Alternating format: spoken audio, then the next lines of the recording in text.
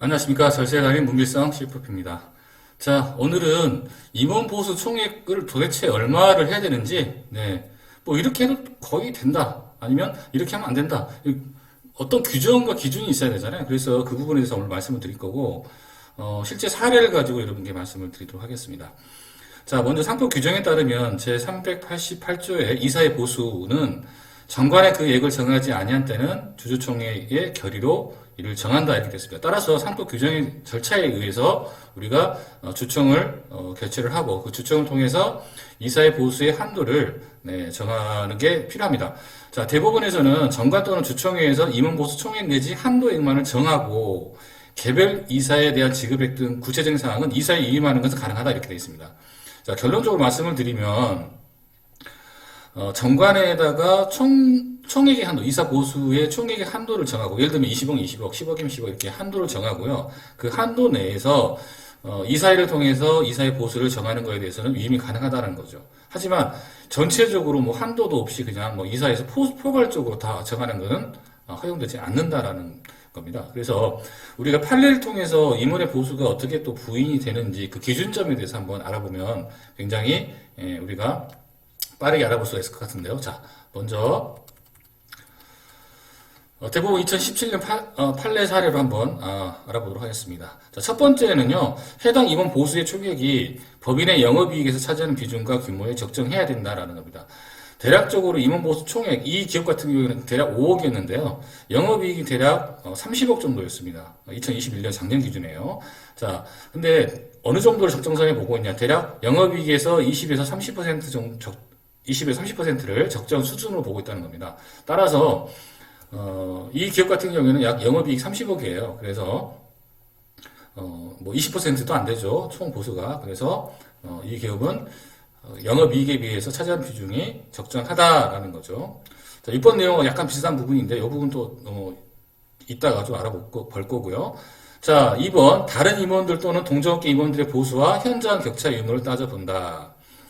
자, 지배의 주주가 아닌 다른 임원이 있을 경우 형평성 차이가 많이 나면 부인하겠다는 건데, 자, 지배 주주가 아닌 다른 임원이 누가 있을까요? 네, 맞습니다. 전문 경영이 있을 수 있죠.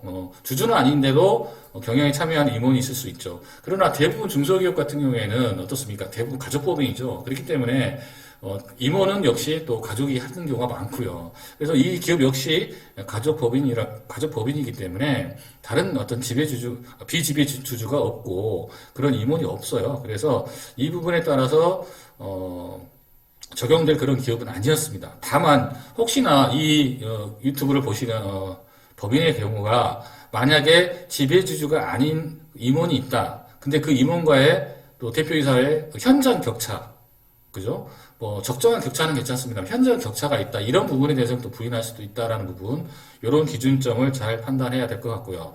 자, 세 번째로는 정기적 계속적으로 지급될 가능성이 있어야 된다라는 겁니다. 그래서 이게 무슨 이야기냐?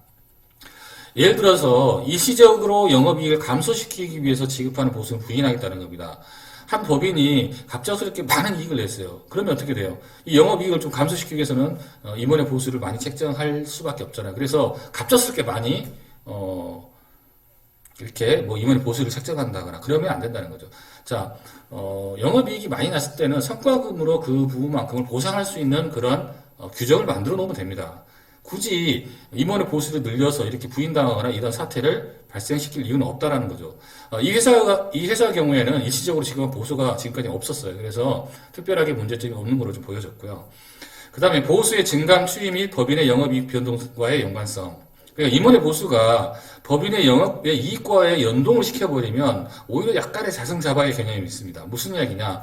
만약에 영업이익이 증가할 때는 괜찮지만 영업이익이 감소할 때는 임원 보수는 그대로 간다라고 했을 때는 야 이건 아니지 않냐는 거죠. 그래서 영업이익은 감소하는데 임원 보수는 높거나 그대로인 경우 이럴 때는 오히려 낮춰줘야 되는데 낮춰지지 않는 경우에는 부인당할 수도 있다는 부분. 그래서 정기적이고 계속적이고 지급될 가능성이 있어야 되고 뭐 이익 자체도 없는데 마이너스 되는데 뭐 계속 본인들은 임원 보수를 계속 가져가겠다? 이거는 조금 조심해야 될 필요가 있다라는 거고요.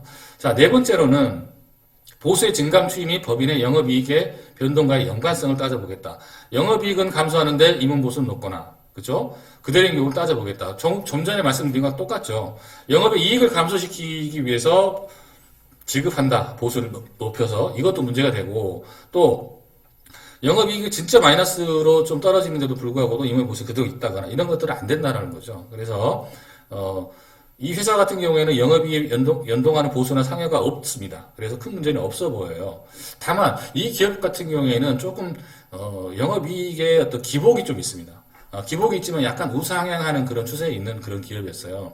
근데 기복이 있는데도 불구하고, 영업이익이 만약에 조금 감소가 되면 이사회를 통해서 조금 줄여주고 또 높을 때는 많이 좀 높여서 가면 괜찮은데 이 기업 같은 경우는 일정하고 정기적으로 계속적으로 그냥 똑같은 금액을 거의 지급을 해주고 있는 그런 추세여서 큰 문제는 없었으나 좀 금액 자체가 좀 개인적으로 볼 때는 좀 크지만 그렇지 이렇게 전체적으로 봤을 때는 그렇지 않는 부분이 있어서 큰 문제는 없어 보였습니다. 자, 그 다음에 다섯 번째로 다른 주주들에 대한 배당금 지급 여부. 즉 다른 주주에 배당하지 않기 위해 임원의 보수로 수령할 경우는 부인하겠다. 이런 경우죠. 법인의 입장에서 이익이 많이 생기면 어떻습니까? 이익이 많이 생기면 또 뭐 예를 들어서 가족법인이 아닌 경우 그분들에게 또 배당에 대한 배당 요건이 있잖아요. 그럼 배당을 해줘야 되는데 그 배당을 피하기 위해서 보수를 많이 책정했다. 즉 법인의 이익을 감소시켰다. 이런 부분들은 배당을 주지 않기 위해서 감소시키는 부분으로 인정될 경우에는 부인당할 수도 있다라는 부분인데 이 기업 같은 경우에는 타인 주주가 없었어요. 그래서 큰 문제는 없어 보였습니다. 자, 대부분의 기업들이 다 중소기업 같은 경우는 다 이렇게 가족법인이니까 이런 문제들에 대한 부분은 없을 수 있죠. 자, 여섯 번째는 법인의 소득을 부당하게 감소시키려는 주관적 의도의 여부를 따져보겠다라는 건데, 자, 법인세를 감소시키기 위해서 임원 보수를 과다하게 책정한 경우는 부인하겠다. 그렇죠. 이익이 많이 나니까, 그렇죠. 보수를 많이 늘려서 법인세를 감소한다. 자, 근데 이게 좀 어폐가 있는 게, 이익이 많이 난다 그래서 법인세를 감소시키기 위해서 본인의 보수를 높이면, 본인의 소득세가 굉장히 높아지잖아요. 누진과세니까. 자, 그렇게 해서 법인의 이익을 어떤, 출구 전략으로 보수로 가져가겠다. 이런 부분은, 물론 출구 전략이 필요합니다만은, 전략을 세울 때는 진짜 말 그대로 전략을 미리 세워놓고 하셔야 돼요. 갑작스럽게 그 한해 생겼다고 해서 이렇게 만들어버리고, 이렇게 만들어버리고. 이거는, 과세관청으로부터 분명히 부인당할 소지를 스스로 만들어주는 꼴이 됩니다. 그래서 전략이라는 건 뭐죠? 미리 만들어 놓고 하나씩 준비를 해놓고 어떤 상황이 생겼을 때 그거를 해 갈 수 있는 부분. 이 부분이 바로 전략인 거죠. 자, 그런데 이 기업 같은 경우는 그런 경우가 해당 사항이 없었습니다. 자, 이 기업의 정관에 대한 검토를 한 결과 먼저 임원 보수 및 상여금 규정 관련해서는요. 현재 정관 임원 총 보수에 대한 한도는 규정은 존재합니다. 하지만 이사회를 통해서 임원보수 결의 그리고 임원보수 계약서가 존재하지 않습니다. 따라서 이러한 부분들을 반드시 구비를 해서 부인당하지 않을 수 있도록 반드시 이러한 그 서류다 이런 것들은 절차와 이런 것들은 반드시 구비를 해야 된다라고 조언을 해드렸고요. 또 저희가 또 그런 부분에 대해서 어떻게 하라고 또 제가 서류도 준비를 해드렸습니다. 자, 두 번째로는요, 임원 보수 규정을 좀 변경할 필요가 있습니다. 보수가 급여 또 재수당이며 성과급을 포함하지 않았습니다. 그래서 보수를 정기급여와 상여금으로 나누고요. 정기급여는 기본급과 수당, 그리고 상여금은 정기상여와 성과급으로 좀 구분을 했습니다. 그래서 앞서 설명드렸듯이 임원 보수는 좀 적정하지만 임원과 주주가 차별되는 상황도 아니고 그렇지만 현재 임원의 소득세가 좀 매우 높습니다. 그래서 법인세와 소득세 절세 전략이 필요한 상태입니다. 따라서 이 기업 같은 경우는 실은 다른 건 몰라도 급여로만 너무 높일 게 아니라 배당도 적절히 섞어가는 전략이 필요했어요. 그래서 조금 더 디테일한 전략이 좀 필요한 기업이었습니다. 그러니까 전체적으로 큰 문제는 없어요. 큰 문제는 없는데 출구 전략을 잘 세워야 될 필요가 있는 거죠. 왜냐하면 개인적인 소득세가 너무 높다는 겁니다. 그래서 그 개인적인 소득세를 낮출 수 있는 그런 전략이 이 기업에게는 필요했다라는 거를 좀 제가 보고를 해드렸어요. 자, 세 번째로는 상여금 규정이 있습니다. 그래서 상여금 규정도 한도가 있었어요. 그래서 연간급의 600%에 대한 한도가 있었는데 전혀 이 상여금 규정을 활용을 못하고 계셨습니다. 그래서 정기 상여금을 구정, 휴가, 추석에 이렇게 지급을 하고 또 성과급도 영업이익에 만약에 전년도 대비 초과 영업이익이 얼마가 있다 그러면 50% 범위 내에서 상여금 한도를 초과하지 않도록 해서 지급할 수 있도록 매년 4, 4분기 이사에 결의를 해서 지급할 수 있도록 정관을 좀 수정할 필요가 있다라는 말씀을 좀 제가 드렸고요. 마지막으로 세 번째로는 영업이익과 연동된 보수나 상회의 경우에 오히려 자승자박이 될 수 있다. 제가 말씀드렸죠.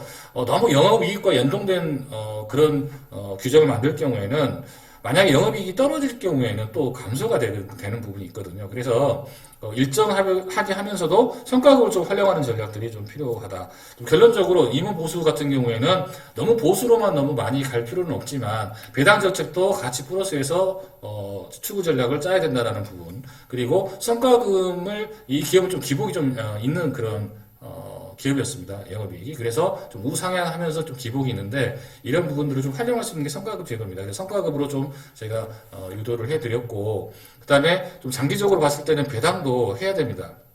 그래서 가족법인 같은 경우 이제는 앞으로 또 특히 1인 법인 같은 경우에 배당의 유무에 대한 부분을 많이 좀 강조를 할 것 같습니다. 과세관청에서. 그래서 배당도 이제 장기적으로 봤을 때는 적정한 금액으로서 해야 됩니다. 네, 해야 돼요.